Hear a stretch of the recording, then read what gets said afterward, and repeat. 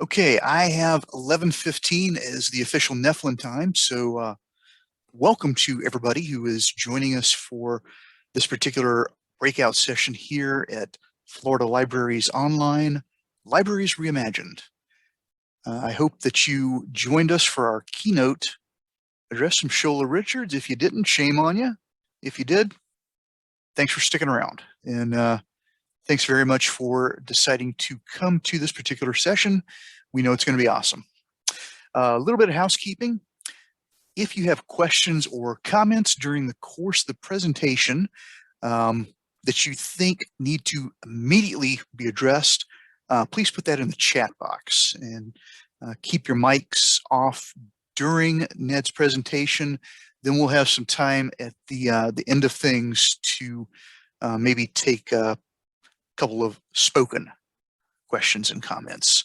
But at least while everything's going on, just use the chat box, and I think that'll go along pretty swimmingly. Okay, well, welcome to Book Takeout and User-Focused Delivery from Ned Potter. Ned is an academic liaison librarian at the University of York and a trainer for various organizations, including the Bodleian and the British Library in the UK, PIX in Australasia, and Nephilim in the United States of America. His book, The Library Marketing Toolkit, was published by Neil Schumann in 2012.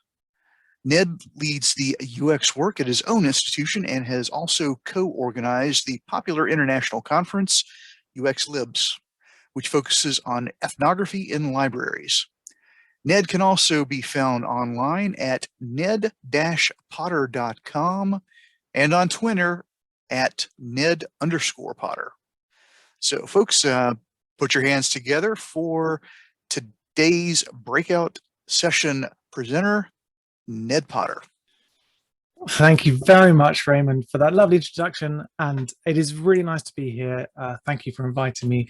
And thank you for those of you that have chosen to come to this session. I know there's a lot of really good sessions happening at the same time. So I really appreciate you showing up for this one.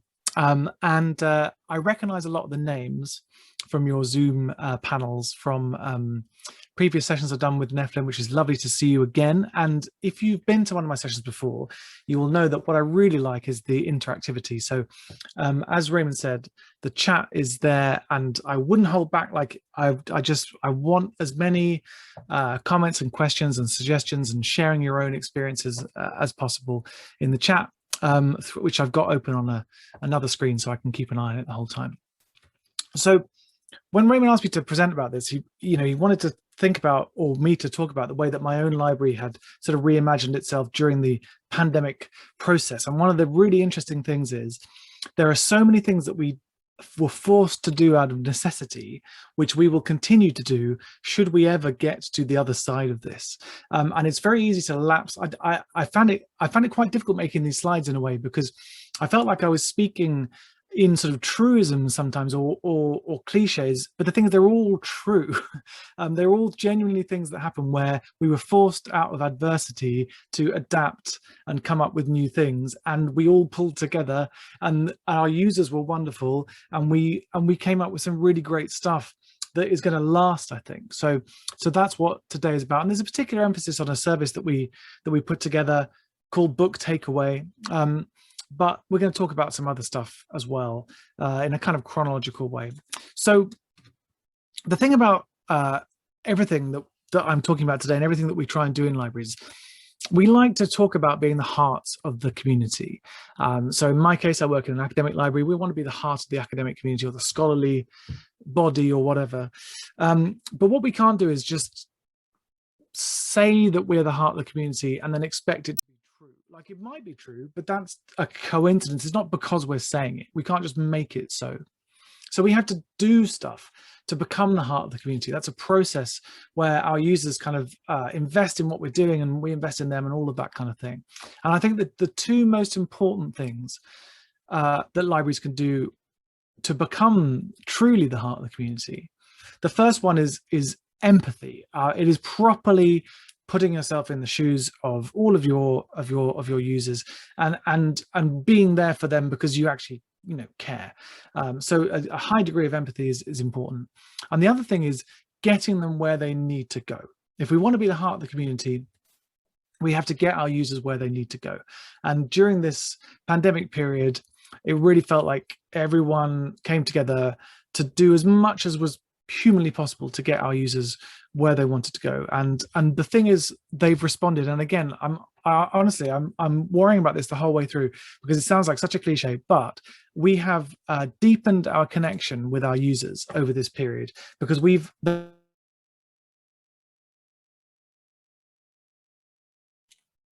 it's been such a crazy period. But also we've asked more of them, because we have asked them to follow all of the COVID related protocols and so on. And between us, we have kind of got where we needed to go. So to give you some context, because, I'm talking about a university in the UK that I work in, and that is the University of York. So this is two panoramic pictures of York.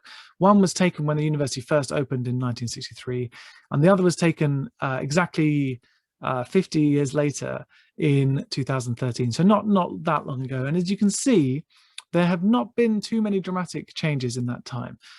There is a very cool building. If you look to the right of that thing in the middle, which looks a little bit like a flying saucer, and there's a tower that goes up, and in the modern version there is nothing next to it. In the 1960s version, there is what looks like a kind of martini glass or saucer glass, and we all are very nostalgic for that in York. We miss that cool building. I don't know what it did or what it was for, but evidently it did not survive the 50 years in between these two photographs. So that's York. It's a 60s university. There's about 17,000 students. And, for what it's worth, it's ranked in the top 20. I'm only saying that because I just want to give some kind of context for the kind of students we have. I don't think it actually matters. I don't think the rankings really mean much, but, it's a decent university, basically. The mid-century World's Fairs. I mean, some of that stuff, the whole World's Fairs thing in Men in Black. I don't know if you're familiar with that film. I think is it in Queens or somewhere in New York? That looks super cool, the way it's sort of frozen in time, and I'd quite like to go there and check it out. Yeah, okay, Emily, we're on the same page. So when it comes to the library specifically, I mean, they do look similar, the pictures again. We have built buildings either side of that main building that you see there, but basically the fundamental thing that we have is the Morell Library, and then either side of it we have some other buildings. Now, it's kind of hard to give context about this, because ordinarily we would have X many study spaces, or we'd be open this amount of time, etc. But obviously everything is different now because of the situation that we find ourselves in. So we would expect to have around 3,000 visits a day to the main building in normal times. We would be open 24 hours a day in normal times, and whether or not the times are normal, there's about 1 million print items. As you can imagine, we add electronic items at a much higher rate than we do the print items. So that's the main library. There is 2 campuses at York, but we don't have a library on the other campus. There was a kind of decision was made that it was good for interdisciplinary reasons to keep the collections together in one place. So we have one main library.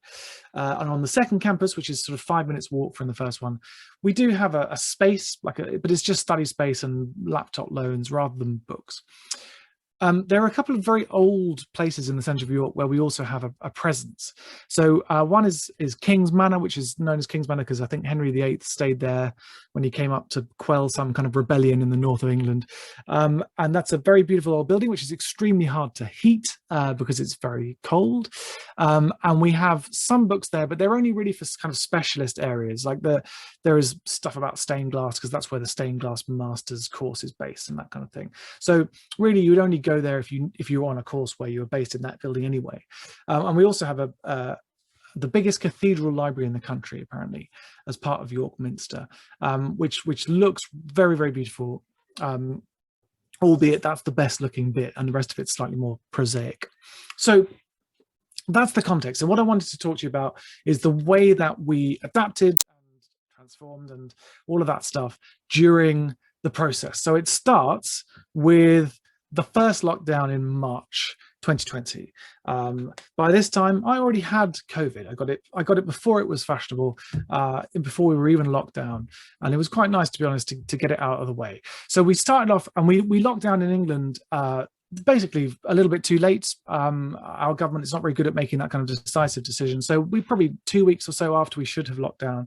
And then it was a full lockdown, the first one. So all the buildings were shut and we literally couldn't, we couldn't get to our own stuff. It wasn't just that the users couldn't get in, we couldn't get in. We had to be in our houses apart from shopping and exercising. So no one was going to buildings. The whole university was basically locked. So there was a period of sort of paralysis at first where we just, we were so busy scrambling, reacting to what on earth was happening that we sort of stopped talking almost to our users. We just didn't know what to say because there was so much going on and we didn't know what was going to happen. And at this stage, we didn't know it was going to be this thing that was going to last for a year and a half. So it all kind of ground to a bit of a halt.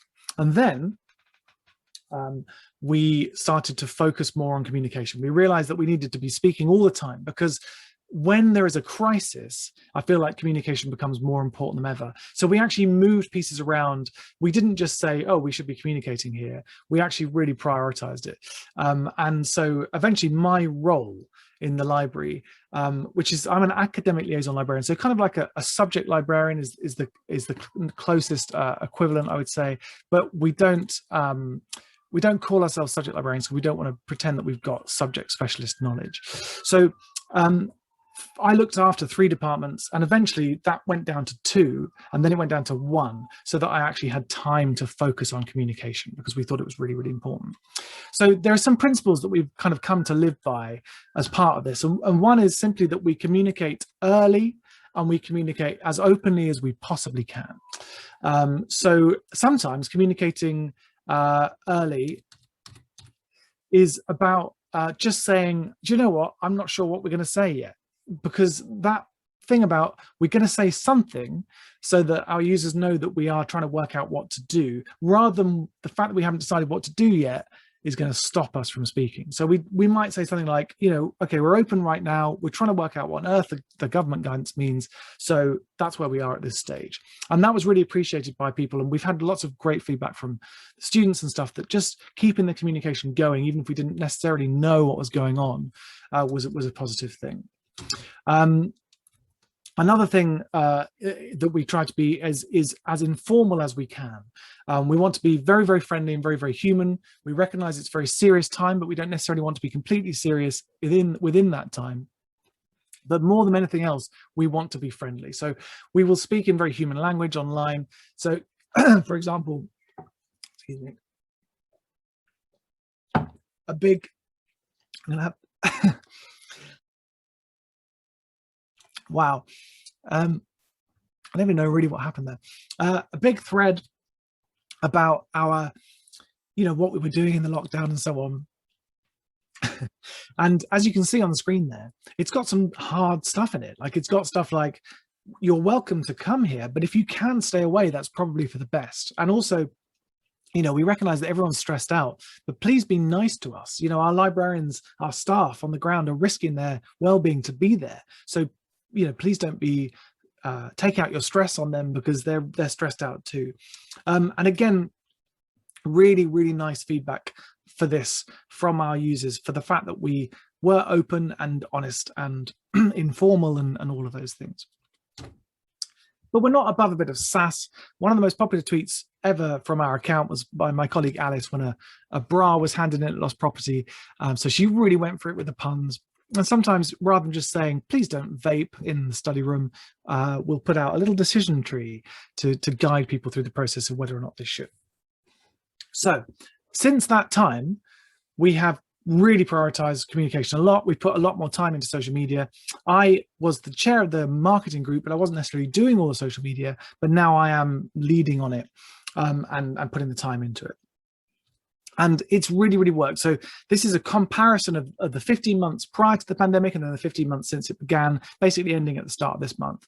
And so the blue lines there are what was happening before and the red lines of what has happened since. So I think on the way that I've plotted it on this graph, it kind of looks weird because it's the same number, the same metric, which is just number of times, applies to all of them. And that's slightly misleading because you would always expect to get more likes than replies. So actually, when you look at it in percentage terms, which is what I'm really interested in, rather than hard numbers, the thing that I'm most proud of is the replies stat, even though it looks the smallest on the graph. So a number of replies went up 349% on Twitter because it became kind of the mouthpiece of the library where we communicated. And that's a huge amount for us. We've been going 10 years. We're not like a new account making great strides. We're a decade old. So for us to have that massive increase shows me that the time we put into it is working, because it's about actually building community. We were so user focused, and we need to make sure we spend the amount of time necessary communicating the fact that we're user focused, so that they know that we are, so that they know we're responsive. It's not just about doing great things, it's also about telling people about what we're doing. We found that video was really appreciated in the pandemic, and this is something that I've talked about in Nephlin training sessions before. Everybody seems to agree that interest in video has gone up, and I think it makes sense because, you know, we're all in this slightly disconnected world at the moment, and it's nice to have that connection with video rather than just reading a piece of text. So this is the percentage increase. So you can see that the views of our YouTube channel went up like 120%, but the watch time went up 290% or something like that. Really, really loads. So why is that? Why are the numbers up? I think partly we can't claim credit for everything, right? Part of the reason is just people are online more. People are online more because they're in a pandemic and they're stuck at home. Then there is the stuff that we've talked about already, the prioritization of the communication, making sure that the time and resource is put aside, even at the expense of something else. It's not just about saying communication is important. It's about saying we're actually going to rank it above something else and put time into it. And there's also the fact that the services that we're talking about on social media are really good. So, you know, I don't want to claim credit for like the way that we phrase stuff is the reason that the library is popular. The library is popular because it's doing a great job, and that makes our job as communicators a lot easier. So dotted throughout this presentation, there's a couple of kind of what we learned screens, basically like things where I feel like something that came out of the necessity of the pandemic is something that was proven and important enough that we will continue to do it in the future, even if we get past this and into a more normal state.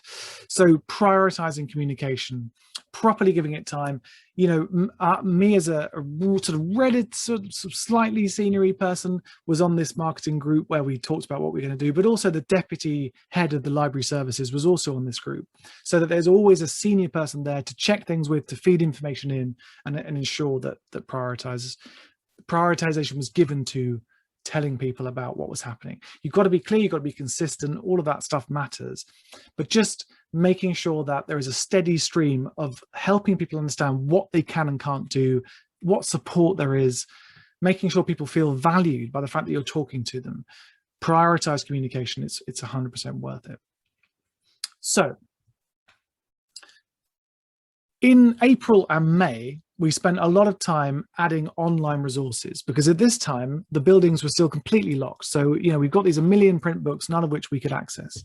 So we added a load of e-resources, and you'll remember this time publishers got generous temporarily and started to allow free access to a lot of online stuff. Plus we just bought a load of ebooks. You know, if it was a book that we owned already and we didn't have an ebook of it, then we would try and get the ebook and help people get stuff. So what we did was basically we went through the summer term reading list that we're going to start in April and May and June, and we tried to find electronic equivalents of every single print thing that there was. A lot of it was electronic already, obviously, and we managed to get an 89% figure, which I think is amazing. I think that's a testament to the way that the world came together in that period to try and make stuff happen. There was 11% which we couldn't source electronically, or we just digitized like a chapter of. But basically, when we couldn't find it, we worked with the academics to replace it on the reading list with something that was electronically available. So 100,000 new items were added to the catalogue in that time, and it's very intense. Now, obviously, at the same time as this, we're all adapting to working in this world, and I'm sure you remember this period very vividly. So we went onto Zoom. That was the tool that we chose to use at my institution. And it wasn't just about having Zoom meetings. It was about trying to recreate some of the nice things about the office life with Zoom as well. So we literally still to this day, today had in our calendars in my team a coffee break over Zoom. And we do 3 times a week try to just meet up and just chat about stuff. It doesn't have to be work related. It's not a formal meeting.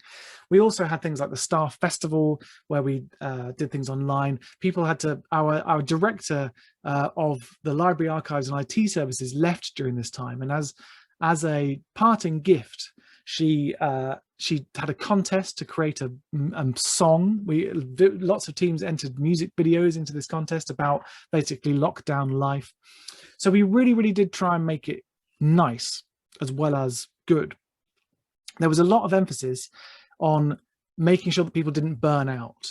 So, people who weren't taking their leave because it was also, weird and you couldn't go anywhere, the managers got in touch with them and said, you need to take this time off. We don't want to lose your annual leave allowance here. Make sure, you have time off.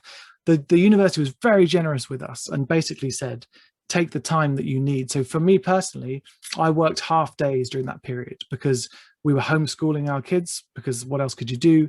So I did half the day of homeschooling and I didn't work during that time, but they continued to pay us. So, I mean, that was unbelievable. We were very fortunate. But basically, the culture in the library particularly was around support and prioritizing well-being. Like, it really was. The managers genuinely did actually want us to be okay. They weren't just sort of talking about it. So I think something that really struck me is that it is genuinely possible to deliver properly really good services that the users really appreciate and actually prioritize staff well-being. It doesn't have to be that in a time of intense crisis and difficulty, it's one or the other. We either have happy staff or we have a good service. It can be both. If you prioritize staff well-being, you get people who don't burn out, people who are happy, people whose mental health is as good as it can possibly be in that situation. And that is very much worth doing. Now, of course, it's worth doing. No one would say it isn't, but I didn't always feel like that was the case across the board in the UK. I felt like some other libraries were not necessarily truly prioritizing the well-being of the staff. I don't know if you have a kind of sense on a national scale what it was like in the US or maybe on a kind of district scale in Florida or whatever. But I feel like some people had a really tough time where basically their well-being wasn't necessarily top of the list of the senior managers' priorities, whereas for us it was, and that made a big difference. We moved our help desks online, so there was chat available 24 hours, lots of email stuff. And we moved all our one-to-one appointments. We did teaching online as well. So we did a lot of stuff over Zoom. And it wasn't just for students. We were also doing a lot of training for staff in departments as well, about literally like using Zoom, about the underlying Google Docs systems and all that kind of stuff. So actually the spread between students and staff in terms of who we were reaching with our training was surprisingly close. 2,000 staff, 3,000 students that we reached. And obviously some of that happened before the pandemic and was in person, but a lot of it happened over Zoom as well by the end of that 1920 academic year. And then we get to the book takeaway bit, which is kind of absolutely central to what I'm talking about today. So let's have some language clarification here. So book takeaway is what we call our services, or this particular service. And takeaway is what we would say in the UK, where you would say takeout in the US, I believe, unless I've missed my language subtleties guess here. So if you were to get some nice food from a Thai restaurant, and either have it delivered or pick it up yourself, you'd be getting takeaway in the UK. So the interesting thing about this is, okay, great, thanks very much. The interesting thing about this is that we didn't call it this initially. So as the kind of marketing person, I was, they basically said to me, right, we need an umbrella term for the various different ways we're going to make for people to get books. What do you want to call it? And my instinct is always not to come up with anything clever, but to come up with something that is really easy to understand. So I thought about it for a bit, and I decided, let's just call it book fetch, because what was happening then was the library was going to reopen, but we couldn't let the users in. So we had to go and get the books for them, and they had to click and collect. I'm sure you all had similar things. So I said, let's just call it book fetch, because fundamentally what we'll do is we'll fetch the books for you. And that is just saying what it is, and it's easy to understand. But the people in the collections team came back and said, this feels slightly dismissive of what we're doing here. It doesn't feel like it values the amount of stuff that happens in our team. Like fetching feels sort of slightly derogatory. And as soon as they said it, I thought, yeah, no, I completely get what you mean. I'm really sorry. I could totally get how that might be inferred. Let's not call it that. We need to find something else. And what it came down to was, when you're getting food, you know, if you order online, you order the stuff that you want, and then you decide how you get it, whether you go and pick it up, whether it's delivered to you or whatever. And that's what it came down to with this. You could find the book that you wanted in the catalog, and then you could decide various different ways of having it in your hands. So let's call it book takeaway. And we developed the service and the marketing together, and that was really, really important. So it started with the ebook purchases, but then the next step was direct delivery. So direct delivery is what we call basically buying books and just sending them straight to people. So bear in mind that we couldn't buy ebooks for everything. Our print books were locked in the building, we couldn't access. And so my colleague Martin actually suggested this. He said, why can't we just buy stuff on Amazon or wherever and just send it to the users and ask for it back when they finish with them? And I just thought, that seems so idealistic. I thought it was naive. I just thought, well, we can't actually just buy books on Amazon and send them to students. That's ridiculous. But we could, it turns out, and we did. And I'm so glad that I was wrong and overly cynical about this. So we use this direct delivery system, and over 500 books we purchased and we just sent to them. And then we said, you know, when such a time as post resumes and you're allowed out of your house, can you send this back? And I think we got something like 93% of the books back. So that's not bad at all. It's a decent return. So this was our branding.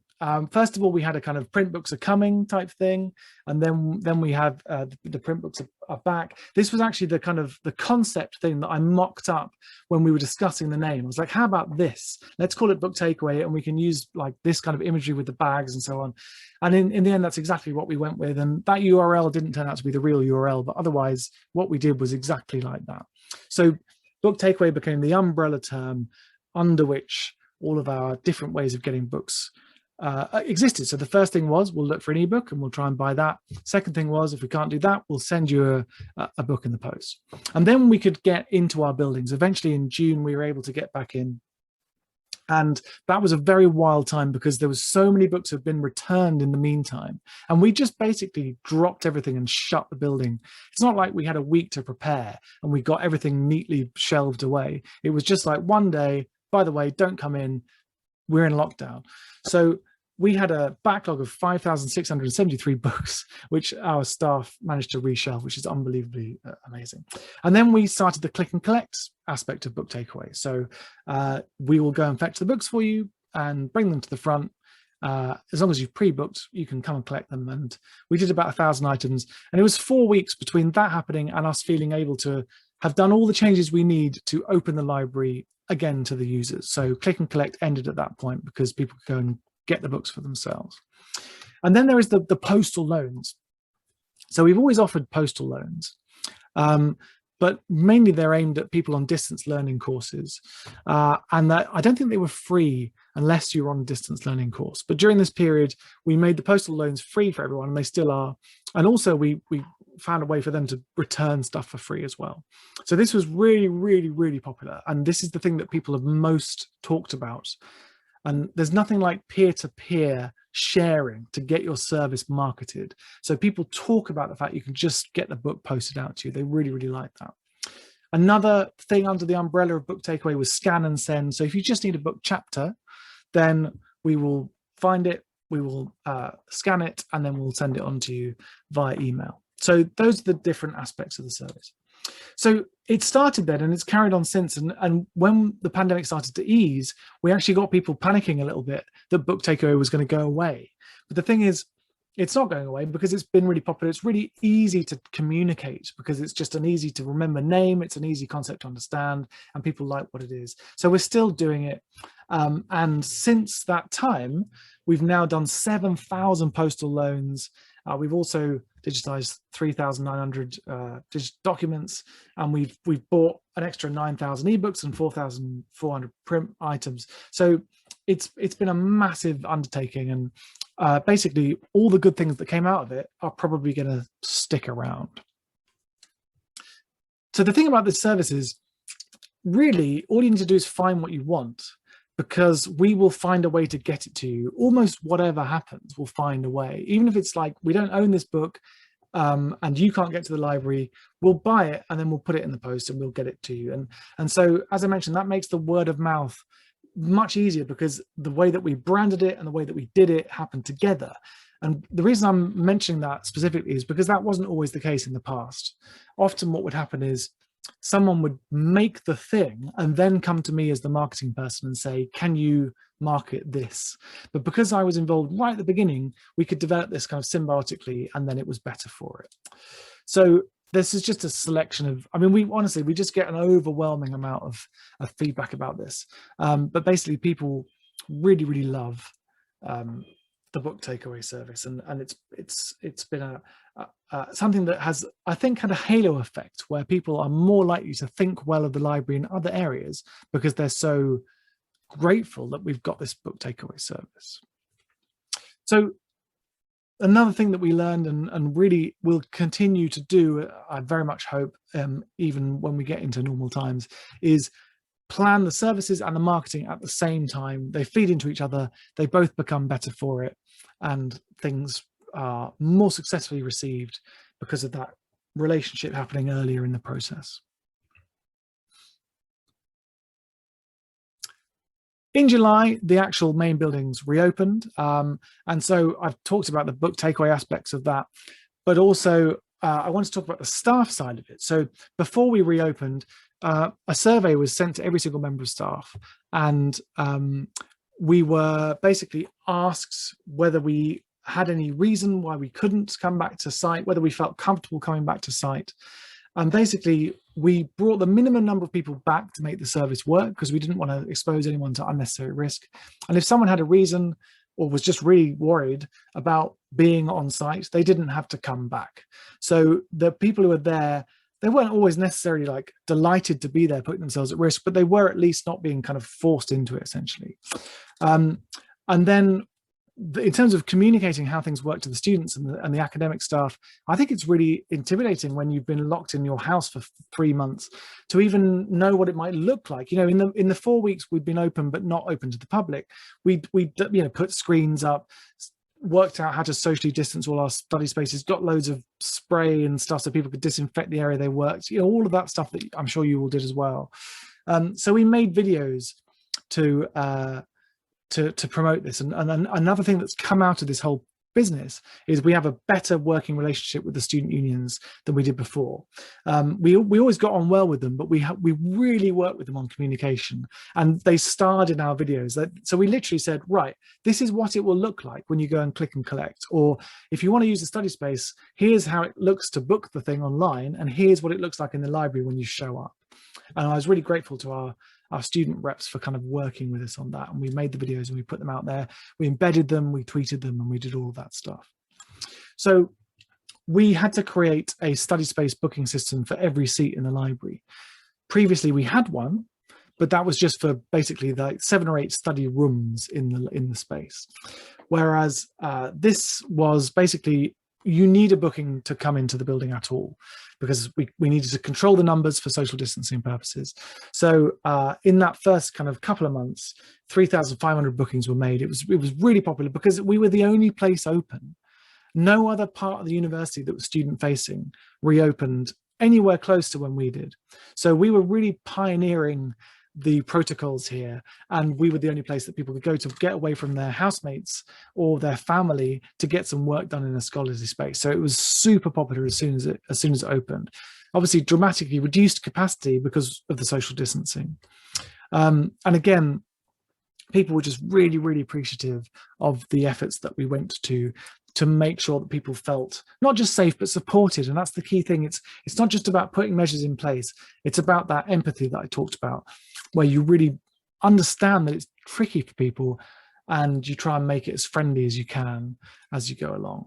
So we put our measures in place, we opened our doors, and we basically, a lot of the protocols that were later developed across the wider university were put in place by us because we had to, because there wasn't guidance, because no one had done this before. So we had to make our own guidance. We had to make it work. And I'm really proud of what we did. Something else that happened around this time is that we had, we still do have, at the top of a lot of web pages, a big banner thing that just says, basically, this is out of date at the moment, because our whole website became inaccurate overnight, essentially.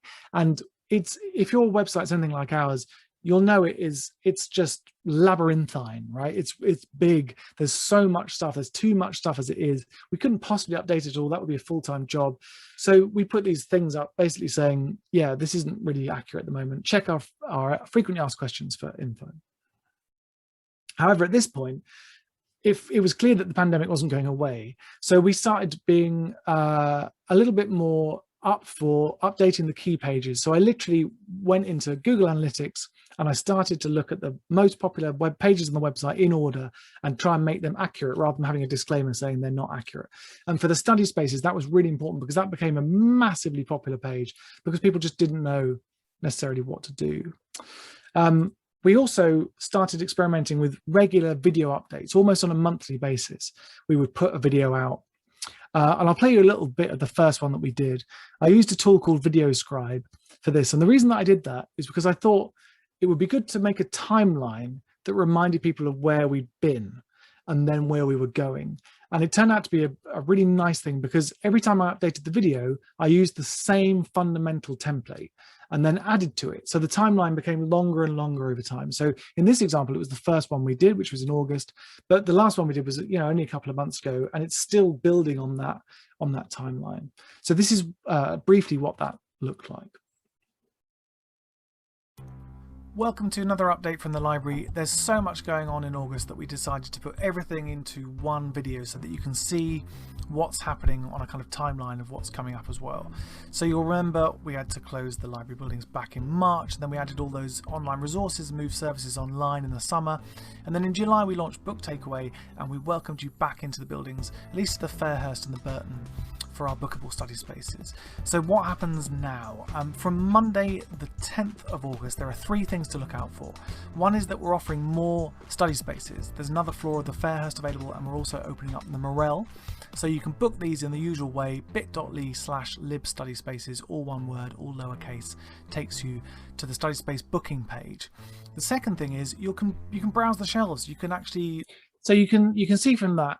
There's a kind of nice, that visual style VideoScribe does. What it does is it allows you to record your audio, and then you can fill the time with little sketches if you're not quite ready to move on. Right at the end there, just before I moved off it, you could hear I slightly messed up the narration, but the whole point was it was just it was an informal thing of just get the information across. So I didn't redo it. If I'd have completely destroyed it with some terrible mispronunciation, I would have redone it, but just sort of saying a word a bit wrong, that's fine.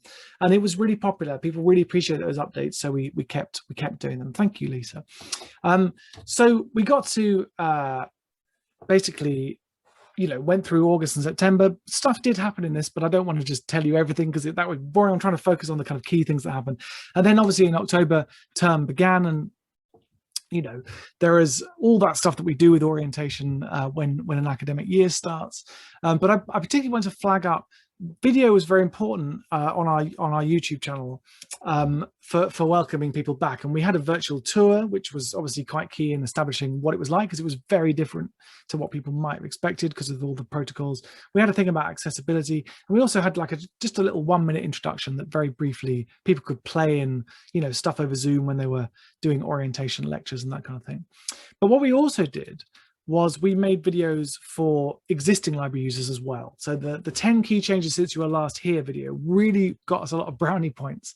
I'm not sure if that idiom, do you have that idiom of brownie points? I don't even know what it means really. But anyway, people were pleased about it. And they liked the fact that we weren't just focusing on new students. And I think, again, that's one of those things where it came about because of the pandemic, but we'll keep it. Like when everybody is focusing on welcoming the new influx of undergraduates, etc., it can feel a bit left out if you're a second year or a third year or whatever. So it was nice to do stuff for them. And we also had a video about using the library at a distance, because a lot of people just simply could not come to York. Even if the restrictions were lifted, they didn't want to come out and get COVID, so they were staying at home. So we had to, basically tell them, here's how you can use the library from far away. And then book takeaway was expanded at this point to include campus delivery. So when people were self-isolating because they had COVID symptoms, we would drop off books literally at their door in halls on campus. We also tweaked the study space provision. So students were saying, basically, when we'd introduced the study spaces, they were half-day bookings or whole-day bookings. And the students were saying, we don't always need that long. And so we basically introduced some 1-hour slots and so on, and moved things around, and ended up with 164 more booking chances per day because of what we'd done. So we also added video call rooms because people were wanting somewhere to just go and have like a Zoom call with their supervisor or whatever. So in the UX world, we talk about rapid prototyping, the idea that you make something that is basically like the minimum viable thing that you can make. And then you just iterate, you make it better, you make it better, you make it better, rather than sort of waiting to launch something until it's perfect. And I've always liked this idea, but I've always found it quite hard to apply in practice. But it really worked with this. We just got the study spaces up as soon as we could, because that was what we needed to do. And then we weren't afraid to change it as we went along. And that worked really, really well, I think. Then in November, we went into a second lockdown in the UK. This was slightly less strict. So the library stayed open during this lockdown. It was classed as an educational establishment, and there was some flexibility around educational establishments staying open. So we did, and it's one of those things where I felt conflicted about it. Like, should we really be staying open? It feels like the best thing to do for the country is just no one to go anywhere. But our students were so just demonstrably pleased that they were going to have somewhere to go and that the services would still carry on. So I kind of came around to it. Around about this time, we also introduced something that it's gone really well. This was my boss Michelle's idea. We called it Library Home from Home. And basically the idea was that we would make something for people who couldn't get to see us in person. Like for those of people who were not comfortable or were unable to get to York or come to the library.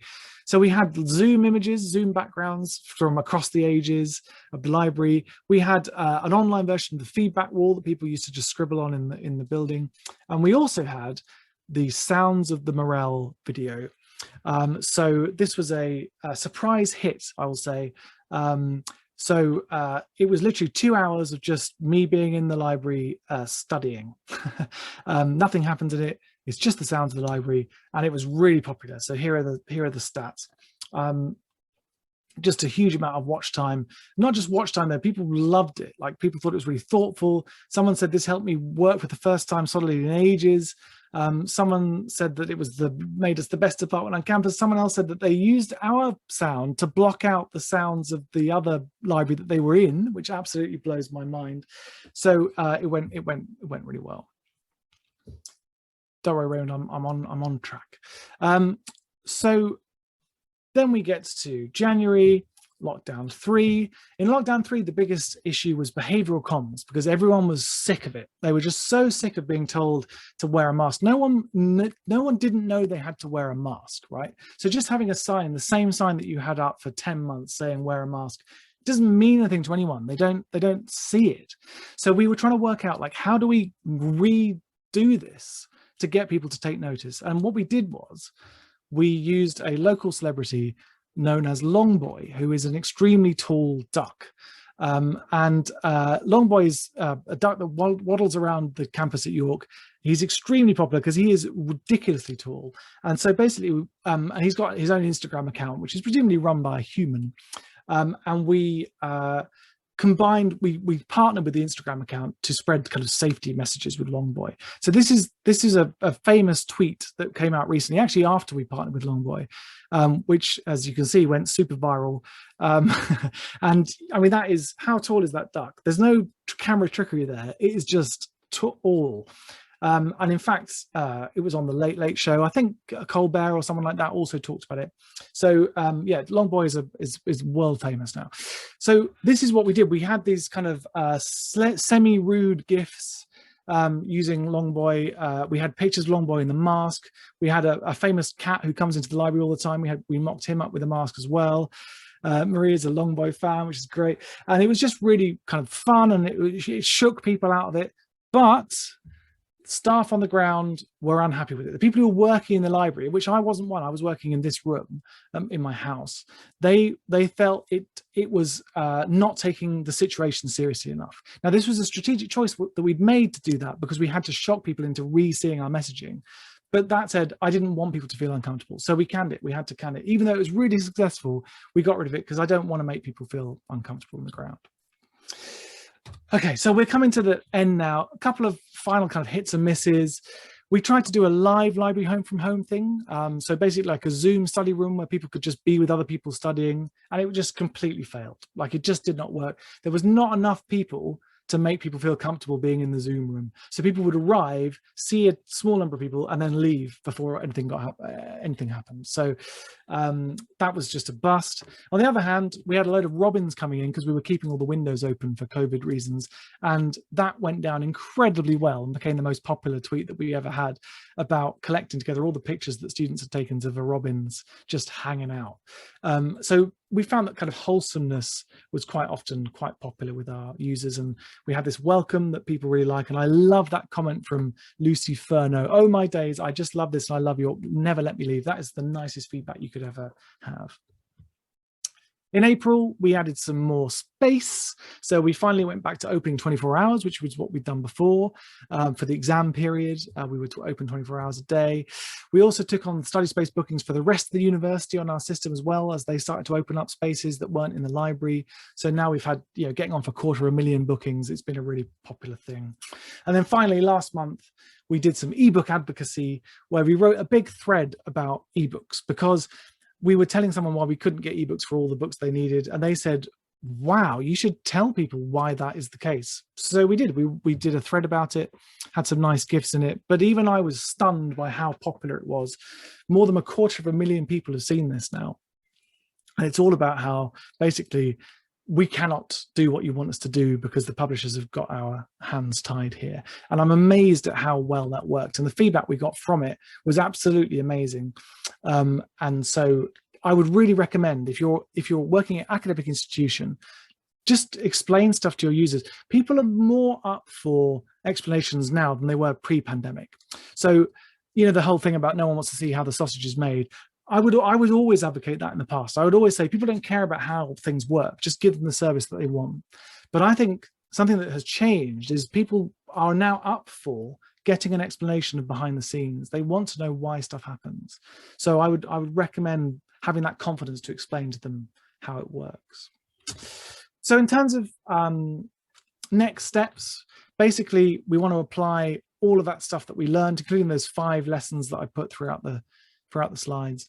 And when the pandemic eventually starts to go away properly, we want to keep the book takeaway going. We want to keep adapting and prototyping and changing, and we want to keep listening to people and taking on their feedback, and having the confidence to say, we might not get this right first of all, but we will listen to you and we will change it if we need to, and we'll get it right by tweaking it according to your needs.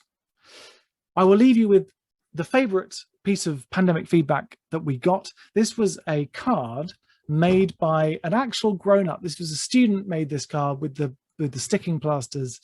And what a nice thing to say. Thank you for making lockdown feel better, because it was awful. And so the fact that we went and just were, we were so user-focused. We really did do everything we could to make the user experience as positive as it could be in an awful situation. And it worked if people are reacting like that. And so that's that, and the fact that we've never had a card made out of plasters like that is my reason for it being basically the favorite piece of feedback I think we've ever had. Okay, so that was a run through of what we did, and hopefully you've got some kind of idea about the things that happened where basically they would never have happened under normal circumstances, but actually they've turned into positives that we can take forward and actually make things work. And again, I hate that because it sounds so trite, and I'm not for a second suggesting that, you know, overall there's positive things. It was a dreadful time, but I do feel like we made the best decisions we could for our users, and we kept our staff like with their well-being at the top of the list of priorities. And I'm proud of what happened in the library over that time. Okay, so we have time for questions, comments. If you would rather just chat in the chat, then that's very welcome. If you would like to unmute yourself and ask something out loud, that's welcome too. Whatever is best, I'm happy with. So yeah, if you have any questions about any of that or anything else, or any comments, let's hear them. Before we start getting anything else in there, great job, Ned. Love that. Thank you. How typical of an experience for academic libraries in the UK is what y'all went through? Well, this is very typical for me to answer, because I genuinely think the experience was typical for what we went through, because everybody was under the same conditions. But in terms of the way that we responded, I genuinely don't think it's typical. I don't want to be all like, you know, bragging about my library kind of thing and just saying, oh, we were great. But I genuinely think we had our boss, Masood, our boss, he's so user focused. I think the way that we responded is a bit different to the other institutions. And I think that you would sometimes find comments from academics saying, my colleagues at University of X are not getting this. I can't believe you're doing this. So it's not just me sort of thinking too nicely of my own library. I generally think we responded in a more positive way. So I think the experience was typical, but our response was maybe a little bit atypical. Okay, so I can see Stephanie's asked, can you talk about how you communicate changes to services with staff? Yeah, that's a great question. So we use Slack as our main internal communication tool at York. So there was a lot of stuff where we just distributed messages on Slack. And then when I say we, I'm not like senior management. So they were distributed to me, not necessarily by me. We had, you know, a regular email once a week that basically was an update. Even if there wasn't much to say, it was like, you can guarantee that on a Tuesday, a senior manager is going to send an email out saying, this is what's happening now. But we also there was a lot of one-to-one meetings over Zoom to make sure people were comfortable. And as I mentioned, those kind of surveys to find out what people's situation was. So if someone said like, I'm shielding, I can't possibly go to campus, then that was noted and they didn't have to go to campus. So we kind of communicated a number of different ways. We tweaked it. Sometimes, you know, eventually there was not enough to say, and the weekly email became a once every 2 weekly email. And we kind of, you know, moved with the times a little bit.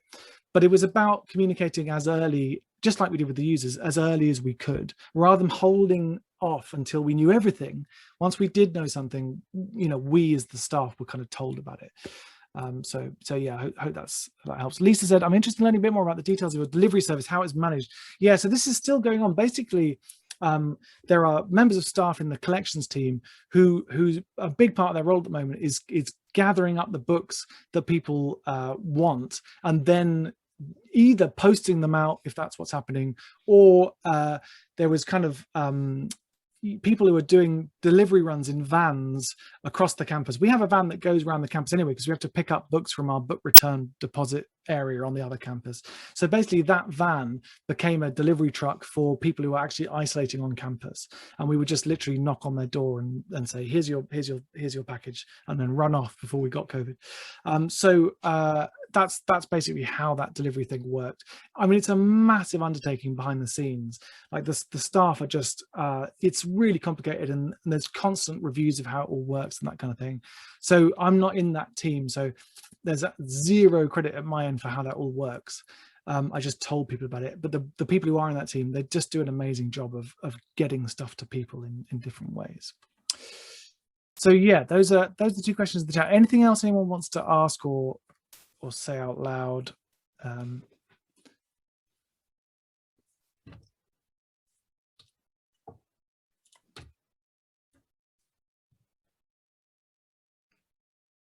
I think that might be it, Raymond. I think we might Yeah. have hit saturation point. Yeah, we've hit the lunch wall, I think. It's Sure. a little bit past noon here, so there's probably some bellies grumbling out there, but awesome. This was a great presentation, Ned, and thank you for delivering this. It's a pleasure. It was lovely to talk to you all. Thank you so much for making your comments and asking your questions, and thanks for inviting me. And yeah, I hope the rest of the day is fantastic. Yeah, have a great conference. Okay, well, and you have a great weekend, and awesome, great. Cool. So everybody, thanks for attending this session. Always glad to provide any and all education and entertainment for you that that we're able to. So so this was book takeout and user focused delivery.